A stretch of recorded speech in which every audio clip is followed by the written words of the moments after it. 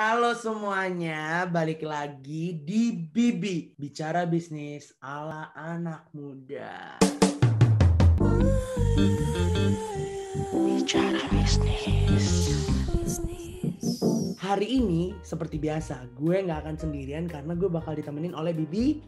Ica, halo semua. Setelah sebulan nggak ketemu dan terakhir pembahasan kita ada di episode 6 tentang bagaimana sih harus jualan di hari-hari spesial. Terus ada episode 1-5 lainnya. Kalian boleh banget nih tonton di YouTube kita atau dengerin di Spotify. Oke? Nah, kayaknya topik hari ini menarik baca. Serius. Gue aja sampai baca skripnya nih. Ya kan kita tetap dong kalau mau buat sesuatu pakai skrip gitu kan. Gak Bener. Spontan banget, nggak ada data, nggak ada teori yang jelas. Misalnya kita tetap ada implementasiin teori ke dalam kenyataan gitu, semuanya makin pecah gitu kan, jadi bum Bibi. Oke. Nah hari ini kita bakal bahas apa nih coba? Hari ini tebak deh Van, kira-kira kita bakal bahas apa ya? Ya kan gue udah tahu pakai tebak-tebakan loh. Iya. Jadi hari ini kita bakal bahas mindset yang perlu dimiliki oleh seorang entrepreneur. Nah, emang perlu banget ya Cak, seorang entrepreneur itu punya mindset? Perlu banget cuy. Jadi ya kemarin itu gue habis baca buku Sell Like Crazy by Sabri Subi. Jadi dia bilang kalau misalnya lu mau jadi entrepreneur tapi lu nggak punya mindset yang benar, ya nggak bakal ada hasilnya gitu. Jadi hari ini kita bakal breakdown tipsnya ya Van ya. Oke, kayaknya kita langsung mulai nih ya. Jadi supaya nggak lama-lama, langsung cus mulai yang pertama. Kira-kira apa sih Cak mindset yang pertama yang harus dipunya seorang entrepreneur? Yang pertama itu berani ambil resiko. Mungkin ini kayak mainstream banget ya, kayak banyak orang atau motivator yang selalu ngomong, kalian harus berani ambil resiko. Cuman kadang ini adalah step pertama sebelum kalian bisa masuk ke entrepreneurship gitu. Jadi kebanyakan orang itu kayak bingung, aduh kalau misalnya gue keluarin modal segini, berhasil nggak ya? Nah di sini adalah stepnya berani ambil resiko. Tapi menurut lu in real life berani ambil resiko itu contohnya kayak gimana? Nah, tadi kalau lu ngomongin tentang duit, sebenarnya ini bisa jadi kayak bener juga sih. Kadang kayak rela nggak ya kita ngeluarin, misal nih kita mau bikin bisnis gitu kan, kita cuma punya tabungan bener yang cuma ngomong 10 juta, masa 10 jutanya dikasih?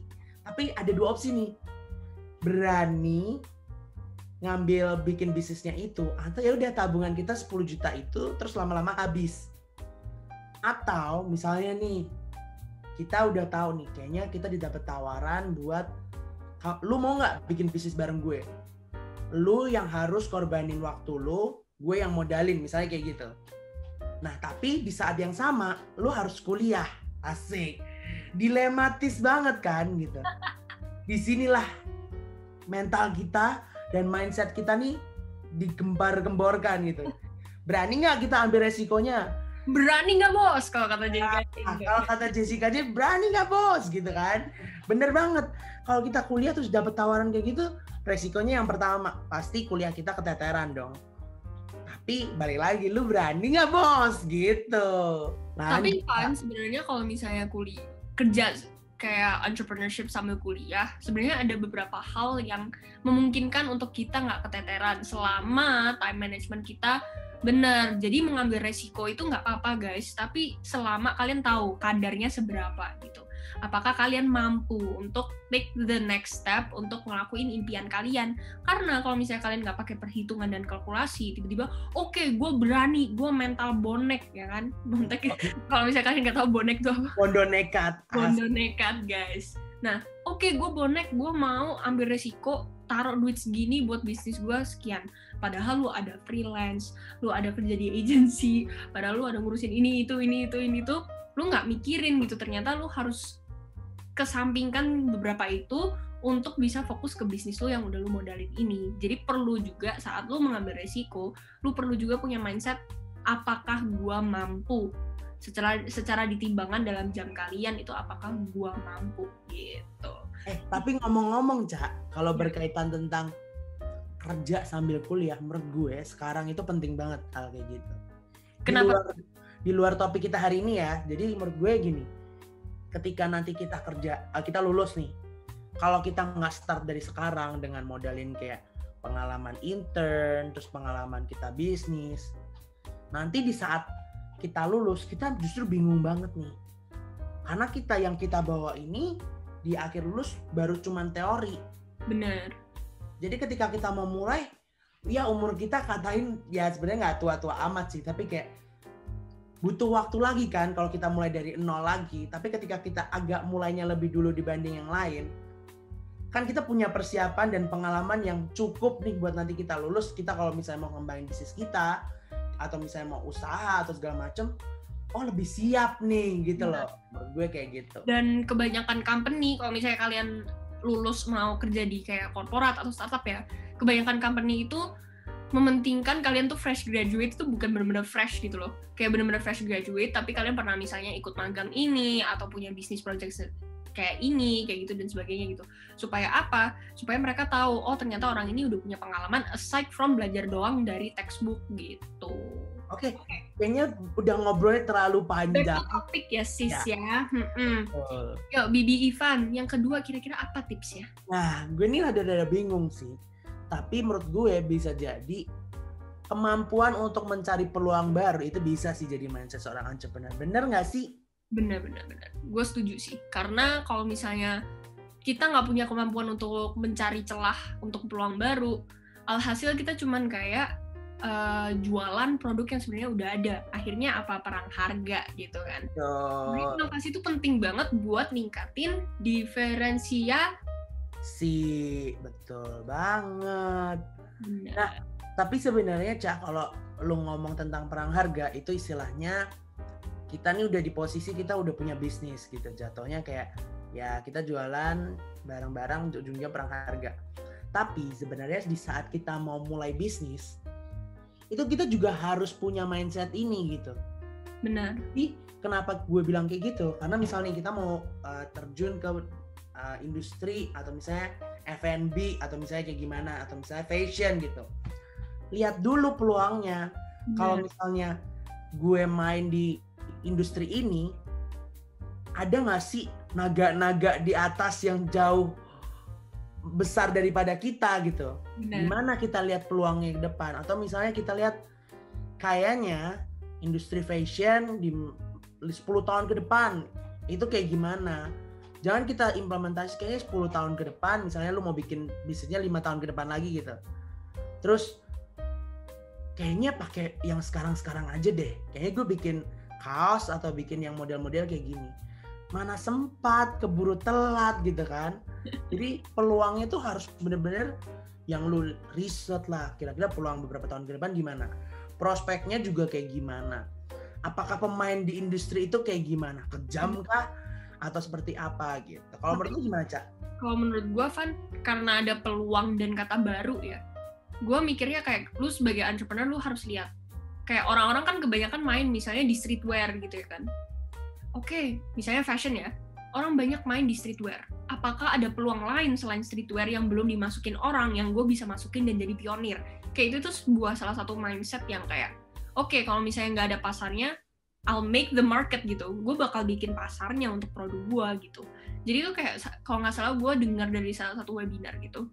Jadi dia tuh ngomong, kalau misalnya lu udah punya produk, lu percaya banget sama produk ini, tapi pasarnya belum ada, ya you make the pasar gitu loh. Lu bikin pasarnya, lu yakinin orang kalau misalnya mereka butuh produk itu. Jadi tuh kayak salah satu implikasi dari peluang baru itu.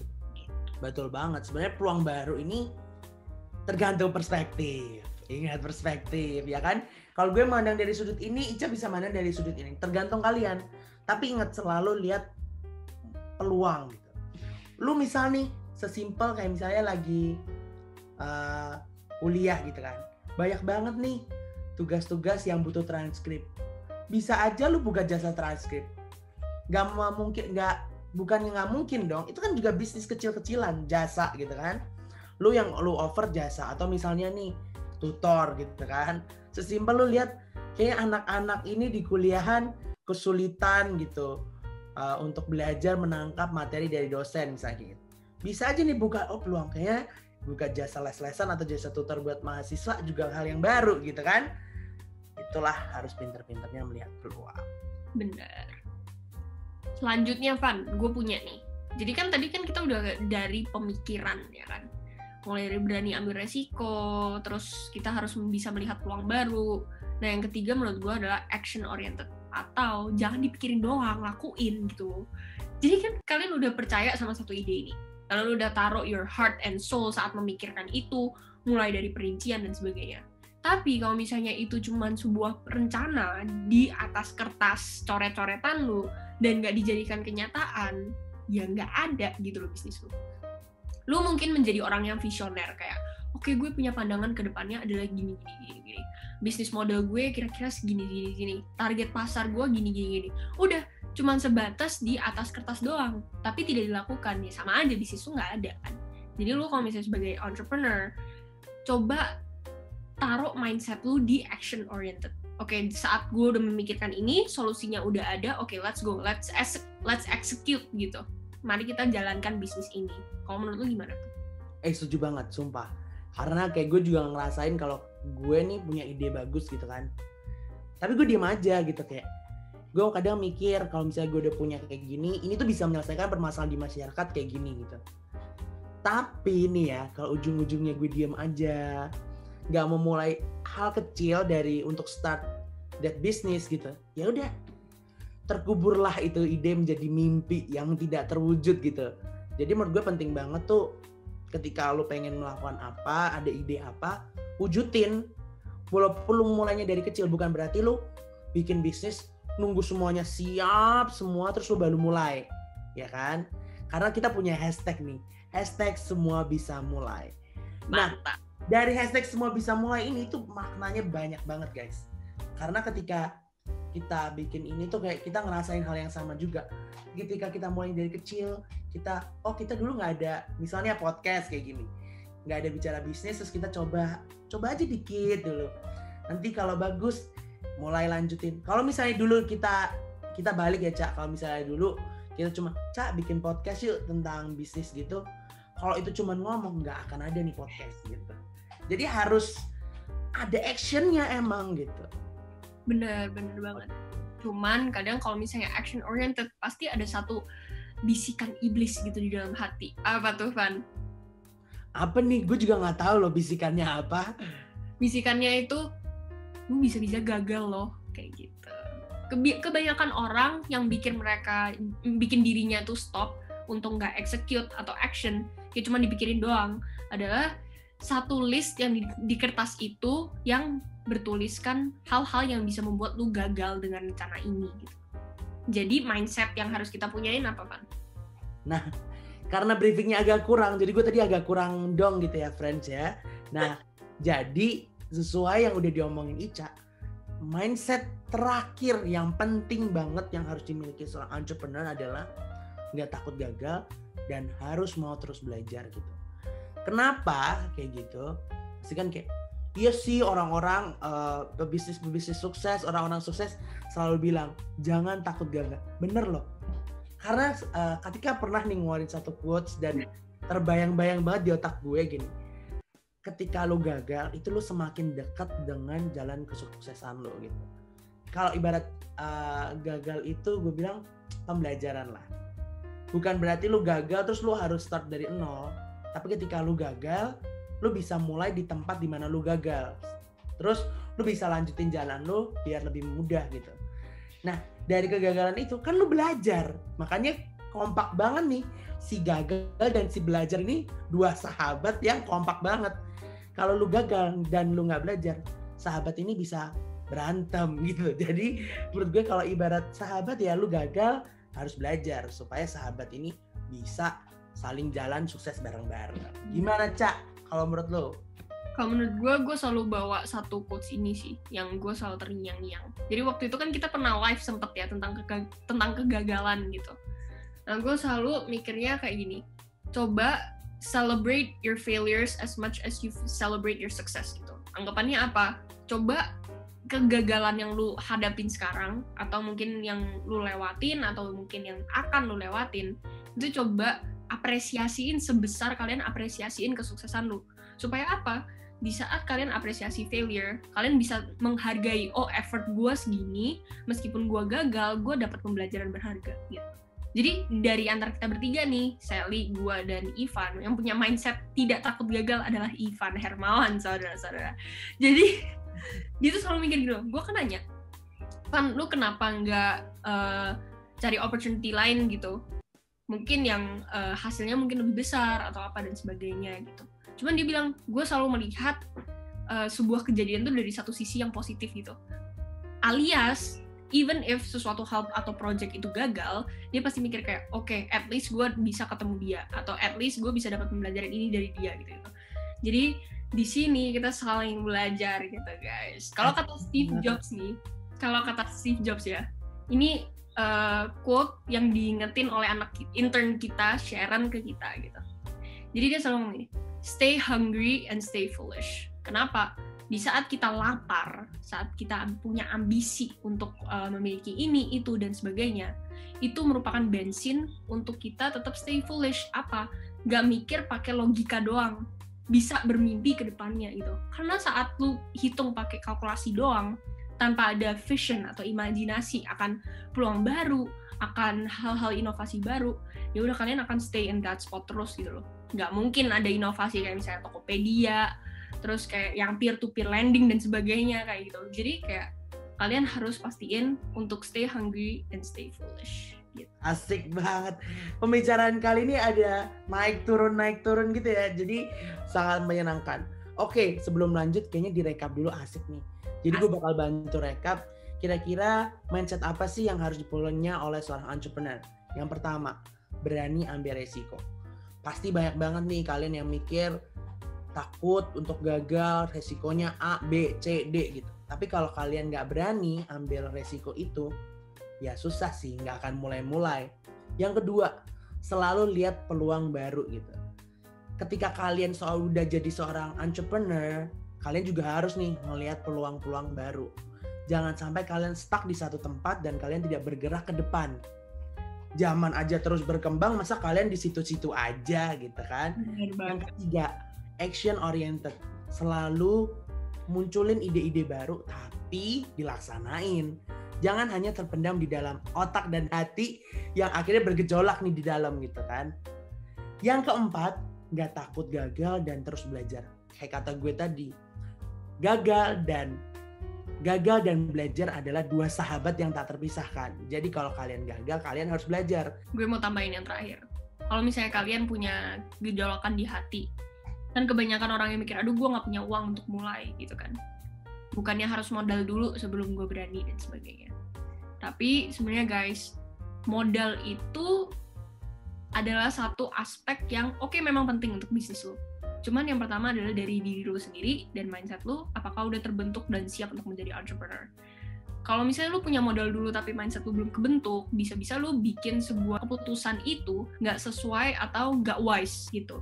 Jadi kalau gue jadi lu, gue selalu mentingin mindset dulu kebentuk, impian, visi, planning semua sudah ada, ya udah nextnya modal. Dan by the way guys, masukin uang tabungan lu ke bisnis untuk jadi modal itu bukan sebuah pengeluaran, itu mindahin aset aja sebenarnya.